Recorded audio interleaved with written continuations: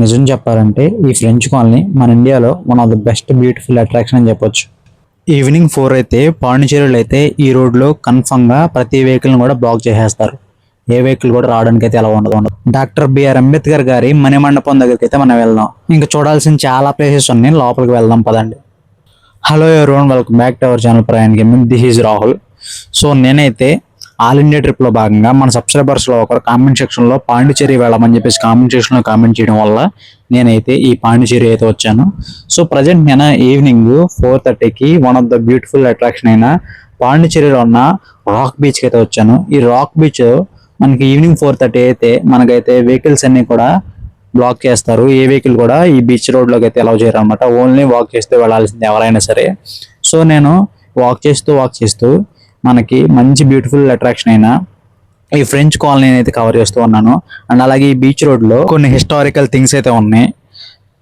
French వార్లో మరణించిన కొంతమంది soldier statues అవ్వచ్చు, అండ్ అలాగే గాంధీజీ గారి స్తూపం అవ్వచ్చు, అండ్ అలాగే డాక్టర్ బిఆర్ అంబేద్కర్ గారి మణిమండపం అవ్వచ్చు, అన్నీ కూడా ఈ బీచ్ రోడ్లో చివరైతే ఉంటాయి అన్నమాట. చాలా అంటే చాలా బ్యూటిఫుల్గా చూడడానికి మంచి లైటింగ్స్లో అట్రాక్టివ్గా అయితే ఉంటాయి. ఈవినింగ్ ప్రజెంట్ వచ్చేసరికి నియర్లీ 6 అవుతుంది.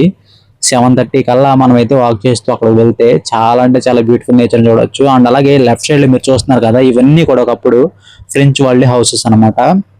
ఈ బీచ్ దగ్గర నుంచి కొంచెం 1 కిలోమీటర్ వరకు కూడా ఈ ఫ్రెంచ్ సంబంధించిన హౌసెస్ అయితే ఉంటాయి అనమాట. దీన్ని ఫ్రెంచ్ కాలనీ అని పిలుస్తూ ఉంటారు. ఫ్రెంచ్ వాళ్ళు వచ్చినప్పుడు ఈ హౌసెస్ అన్ని వాళ్ళు బిల్డ్ చేశారు అనమాట. మీరు చూడొచ్చు ప్రజెంట్ గవర్నమెంట్ వీళ్ళన్నింటిలో కూడా హ్యాండ్ ఓవర్ చేసుకొని కెఫేస్ కావచ్చు, హోటల్స్ కావచ్చు, చిన్న చిన్న టీ స్టాల్స్ అవ్వచ్చు, ఇలాగా రెంట్కి అయితే ఇవ్వడం జరిగింది అనమాట. మనం చూడడానికి చాలా అంటే చాలా యూనిక్గా ఉంటుంది. ఇది మన ఇండియాలో కూడా ఇలాంటి ప్లేస్ని ఎక్కడ చూడడం, చాలా రేర్గా చూస్తాం. అవి మన ఇండియాలో అయితే 2 ప్లేసెస్ అయితే చూస్తాం. ఒకటి వచ్చేసరికి ఈ పాండిచేరి అనొచ్చు, ఇంకా రెండోది వచ్చేసరికి యానంలో కూడా కొన్ని ఫ్రెంచ్ వాళ్ళ హౌసెస్ అయితే ఉన్నాయి.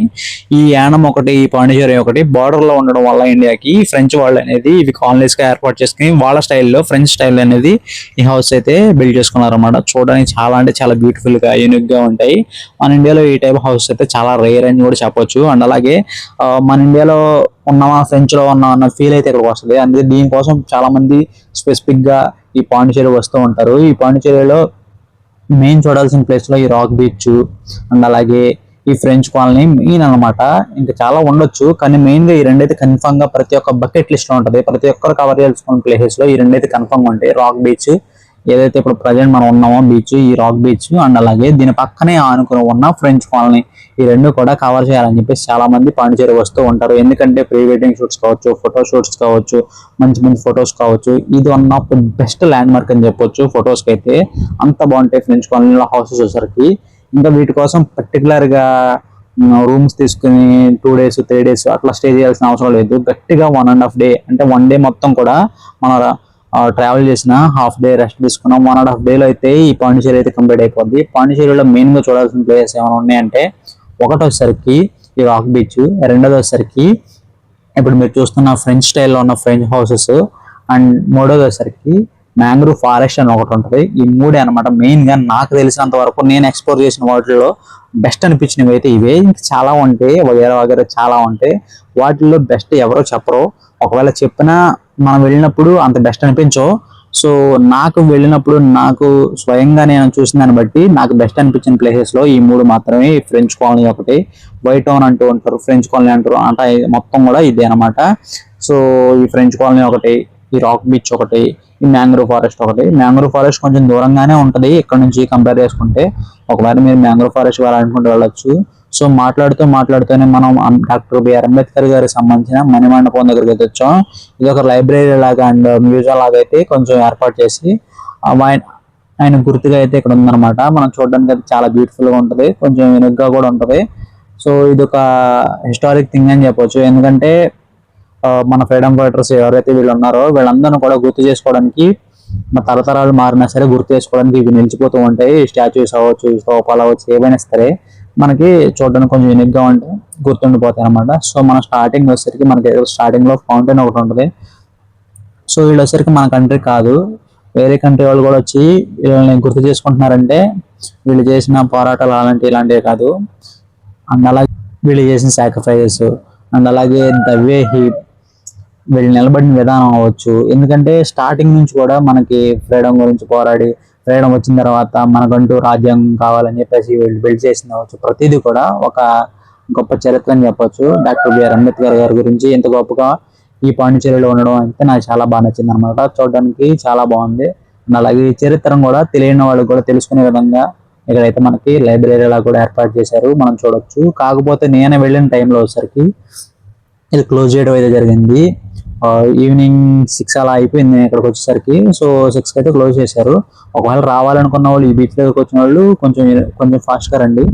ఒకసారి లైబ్రరీ మీకు చెప్పే కదా స్టార్టింగ్లో మీకు ఫస్ట్ వచ్చేసరికి స్టాచ్యూ ఉంటుంది, దాని తర్వాత లైబ్రరీ ఎలా ఉంటుంది అని చెప్పేసి. లైబ్రరీలో వచ్చేసరికి ఈవినింగ్ ఇంకా 6 అయిపోయింది కాబట్టి క్లోజ్ అయిపోయిందని ఇక్కడ ఉన్న వాళ్ళు చెప్పడం వల్ల నేనైతే మళ్ళీ రిటర్న్ వెళ్ళడం జరిగింది.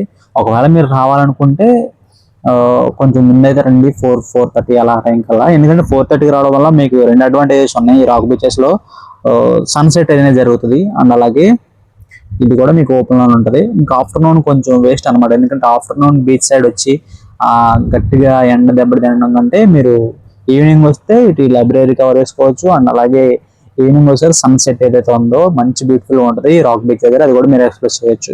చాలా అంటే చాలా బ్యూటిఫుల్గా ఉంటుంది. సో మనం ఇది కవర్ చేసుకున్న తర్వాత ఇంకా కార్నర్లో ఉన్న గాంధీజీ గారి స్టాచ్యూ అవ్వచ్చు, అక్కడ ఉన్న ఫ్రెంచ్ ఫ్రీడమ్ ఫైటర్స్ గురించి అవ్వచ్చు, ప్రతిదీ కూడా కొన్ని అక్కడ ఉన్నాయి. మనం కవర్ చేసుకుని చూద్దాం మొత్తం ఒకసారి. నాకైతే ఇది లైబ్రరీ అయితే చాలా బాగా నచ్చింది. అవుట్లుక్ అయితే బాగా నచ్చింది. కొంచెం హిస్టరీని మనం రీక్రియేట్ చేసుకున్నట్లు, మనం గుర్తు చేసుకున్నట్లు, రిమెంబర్ చేసుకున్నట్లు అయితే నాకు అనిపించింది అనమాట. సో మనమైతే ఇక్కడ చాలా టైం స్పెండ్ చేసాం కదా. సో బయటకు వెళ్దాం. బయటకు వెళ్ళిన తర్వాత ఇంకా రిమైనింగ్ ఏవైతే ఉన్నాయో అవన్నీ కూడా కవర్ చేసుకుని వాటి గురించి కూడా తెలుసుకుందాం. నేను ఇక్కడ స్టే విషయానికి వచ్చేసరికి నేను ఈ వైట్ టౌన్ ఏదైతే ఉందో ఫ్రెంచ్ కాలనీ దాని దగ్గరలోనే రైల్వే స్టేషన్ దాని దగ్గరలోనే నాకు ఒక హాస్టల్ అయితే చూసుకున్నాను అనమాట. హాస్టల్ డార్మెటరీ టైప్ అనమాట. నాకు 350 రూపీస్ అయితే ఛార్జ్ చేశారు 24 అవర్స్ కూడా. హాస్టల్ అయితే నాకు బాగా నచ్చింది. సోలో ట్రావెలర్స్కి అయితే బెస్ట్. ఒకవేళ మీరు కపుల్స్ కానీ ఫ్యామిలీ మెంబర్స్ కానీ వస్తూ ఉంటే ఇంకా మీరు రూమ్ చూసేసుకోవడం బెటర్. రూమ్స్ వచ్చేసరికి మీకు 2000 నుంచి 2500 అలా పడుతుంది. మీరు ఒకసారి మీ ఉన్న బడ్జెట్ ప్రకారం ఒకసారి చెక్ చేసుకోండి. వాళ్ళ నెంబర్స్ కావాలంటే నేను కామెంట్ సెక్షన్లో కామెంట్ చేయడం, వాళ్ళ నెంబర్స్ మీకు ప్రొవైడ్ చేస్తా, యూజ్ఫుల్గా ఉంటుంది. కాకపోతే నేను రూమ్స్ అయితే స్టే చేయలేదు, జస్ట్ నెంబర్స్ ఒకసారి నేను బోర్డ్స్ దగ్గర ఉండి కలెక్ట్ చేసిన వచ్చే వాళ్ళకి యూజ్ అవుతుందని. నేనైతే పర్టికులర్గా ఇంకా నా ఉన్న ఎక్స్పీరియన్స్ ప్రకారం నెంబర్స్ కావాలి, వాళ్ళ గురించి ఫుల్ డీటెయిల్స్ కావాలనుకుంటే ఈ హాస్టలర్స్ లేదా డార్మెటరీస్ ఎవరైతే సర్చ్ చేస్తున్నారో వాళ్ళకైతే యూజ్ఫుల్గా ఉంటుంది. ఎందుకంటే నేను ఆల్రెడీ డార్మెటరీలో ఉన్నాను, హాస్టల్లో ఉన్నాను కాబట్టి ఆ హాస్టల్ కమ్ డార్మెటరీ అనమాట అది. దాంట్లో మీకు వాళ్ళ నెంబర్స్ అయితే యూజ్ అవుతుంది. సో నెక్స్ట్ ఏ టూరిస్ట్ ప్లేస్కి వెళ్ళాలో కామెంట్ సెక్షన్లో కామెంట్ చేయండి. మరీ చెప్తున్నా, మన సబ్స్క్రైబర్స్ అందరూ కూడా మీరు ఏదైతే నెక్స్ట్ టూరిస్ట్ ప్లేస్ కామెంట్ సెక్షన్లో కామెంట్ చేస్తారో ఆ టూరిస్ట్ ప్లేస్కి అయితే నేను వెళ్ళి ఆ వీడియోస్ అయితే మీ ముందు తీసుకురావడానికి అయితే ట్రై చేస్తా. ఆ వీడియోలో భాగంగానే మన సబ్స్క్రైబర్స్ ఒకరు కామెంట్ చేసిన పాండిచేరికి అయితే మనం వచ్చాం. ప్రజెంట్ మీరు అందరూ ఈ వీడియో చూస్తున్నారంటే మన సబ్స్క్రైబర్స్లో ఎవరో ఒకరు కామెంట్ సెక్షన్లో పాండిచేరి గురించి కామెంట్ చేయడం వల్ల ఈ వీడియో మీ ముందు తీసుకొచ్చుకోవచ్చు. ఇప్పటి వరకు మనం మన ఆల్ ఇండియా ట్రిప్ స్టార్ట్ చేసిన తర్వాత చెన్నై, వేలంగిని, రామేశ్వరం అండ్ పాండిచేరి ఈ 4 అయితే కంప్లీట్ చేసాం. మన ఆల్ ఇండియా ట్రిప్ స్టార్ట్ చేసిన తర్వాత మన సబ్స్క్రైబర్స్ కామెంట్ చేసిన కామెంట్స్ని బట్టి నెక్స్ట్ ఏ టూరిస్ట్ ప్లేస్కి వెళ్ళాలో కామెంట్ సెక్షన్లో కామెంట్ చేయండి. నేను కన్ఫర్మ్గా ట్రావెల్ చేస్తా. మీరు కామెంట్ చేస్తూనే ఉండండి, నేను ట్రావెల్ చేస్తూనే ఉంటా. సైనింగ్ ఆఫ్ ప్రయాణం.